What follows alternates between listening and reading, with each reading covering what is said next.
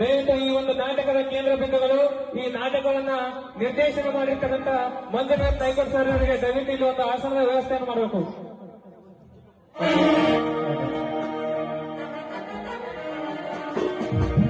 ಹತ್ತು ಹಲವಾರು ನಾಟಕಗಳನ್ನ ನಿರ್ದೇಶನ ಮಾಡಿರ್ತಕ್ಕಂಥ ಮಂಜುನಾಥ್ ನಾಯ್ಕರ್ ಸರ್ ಅವರು ಪ್ರತಿಯೊಂದು ಜಾತ್ರೆಯಲ್ಲೂ ಕೂಡ ಇಲ್ಲಿವರೆಗೂ 16 ನಾಟಕಗಳನ್ನು ನಿರ್ದೇಶನ ಮಾಡಿದ್ದಾರೆ.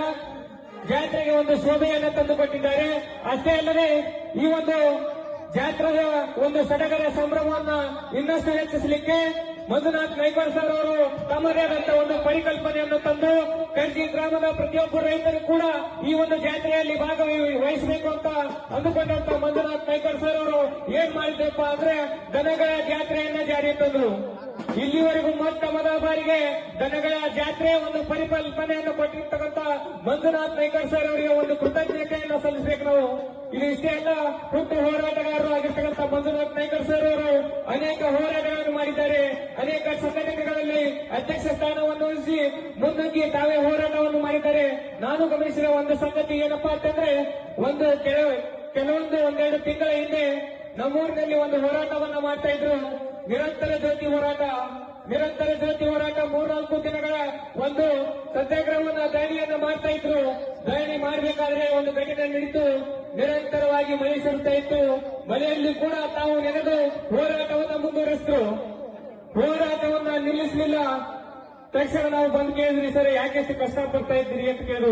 ಆದ್ರೆ ಅದು ಅವರು ಕೊಟ್ಟಂತ ಉತ್ತರ ಹೇಗಿತ್ತಪ್ಪ ಅಂತಂದ್ರೆ, ನನ್ನ ಹೋರಾಟ ಇದು ನನಗಾಗಿ ಇಲ್ಲ, ಜನರಿಗೋಸ್ಕರ ನಾನು ಹೋರಾಟ ಮಾಡ್ತಾ ಇದ್ದೀನಿ, ನನಗೋಸ್ಕರ ನಾನು ಹೋರಾಟ ಮಾಡ್ತಾ ಇದ್ದೀನಿ. ಅವಾಗಲೇ ಎದ್ದು ಹೋಗ್ತಾ ಇದ್ದೆ, ಜನರಿಗೋಸ್ಕರ ನಾನು ಹೋರಾಟ ಮಾಡ್ತಾ ಇದ್ದೀನಿ, ನ್ಯಾಯ ಸಿಗುವವರೆಗೂ ನಾನು ಹೇಳಲ್ಲ.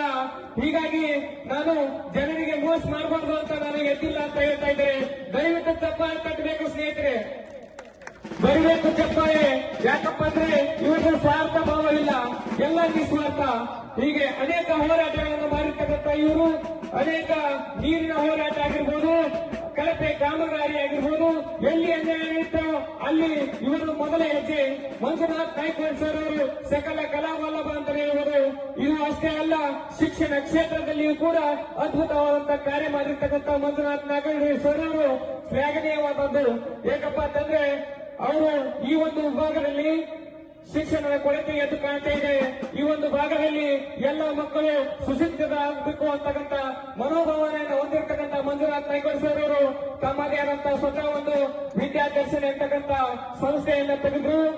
ಆ ಸಂಸ್ಥೆಯಲ್ಲಿ ಬಡ ಮಕ್ಕಳು ಕೂಡ ಕಲಿಬೇಕಂತ ಹೇಳಿ ಅತ್ಯಂತ ಕಡಿಮೆ ದರದಲ್ಲಿ ಅವರಿಗೆ ಶಿಕ್ಷಣವನ್ನು ಕೊಡಿಸ್ತಾ ಪ್ರತಿ ವರ್ಷ ಏನೂ ಇಲ್ಲ ಅಂದ್ರೂ ಕೂಡ ಪ್ರತಿ ವರ್ಷ 20 ರಿಂದ 25 ವಿದ್ಯಾರ್ಥಿಗಳು ಅನೇಕ ವಸತಿ ಶಾಲೆಗಳಿಗೆ, ನವೋದಯ ಆಗಿರ್ಬೋದು, ಮುರಾರ್ಜಿ ಆಗಿರ್ಬೋದು, ಸೈನಿಕ ಆಗಿರ್ಬೋದು, ಅನೇಕ ವಸತಿ ಶಾಲೆಗಳಿಗೆ ಪ್ರವೇಶವನ್ನು ಪಡೆಯಲಿಕ್ಕೆ ಕಾರಣೀಭೂತರಾಗಿದ್ದಾರೆ. ಯಾರಪ್ಪ ಅಂದ್ರೆ ಮಂಜುನಾಥ್ ನಾಯ್ಕರ್ ಸರ್.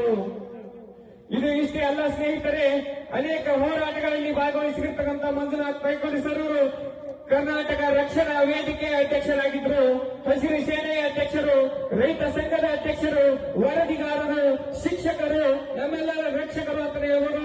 ಅದು ಅಷ್ಟೇ ಅಲ್ಲ, ಮೊನ್ನೆ ನಡೆದಂತಹ ಒಂದು ಇಲೆಕ್ಷನ್ ಅಲ್ಲಿ PRD ಇಲೆಕ್ಷನ್ ಅಲ್ಲಿ ಕೂಡ ಅದ್ಭುತವಾದಂತಹ ಒಂದು ಜಯವನ್ನು ಪಡೆದುಕೊಂಡರು. ತಾಲೂಕಿನಲ್ಲಿ ಅತ್ಯಂತ ಅಂತರದ ಗೆಲುವನ್ನು ಪಡೆದುಕೊಂಡಿರ್ತಕ್ಕಂಥ ಮಂಜುನಾಥ್ ನಾಯ್ಕರ್ ಸರ್ ಅವರ ತಾಯಿಯವರು PNB ಬ್ಯಾಂಕ್ನ ನಿರ್ದೇಶಕರಾಗಿ ಈ ಒಂದು ಸೇವೆಯನ್ನು ಸಲ್ಲಿಸ್ತಾ ಇದ್ದಾರೆ. ಸ್ನೇಹಿತರೆ, ಮುಂದಿನ ದಿನಮಾನಗಳಲ್ಲಿ ದಯವಿಟ್ಟು ಮಂಜುನಾಥ್ ನಾಯ್ಕರ್ ಸರ್ ಅವರಲ್ಲಿ ಒಂದು ಕಳಕಳಿಯ ವಿನಂತಿಯನ್ನು ಮಾಡ್ಕೊಳ್ತಾ ಇದ್ದೀನಿ.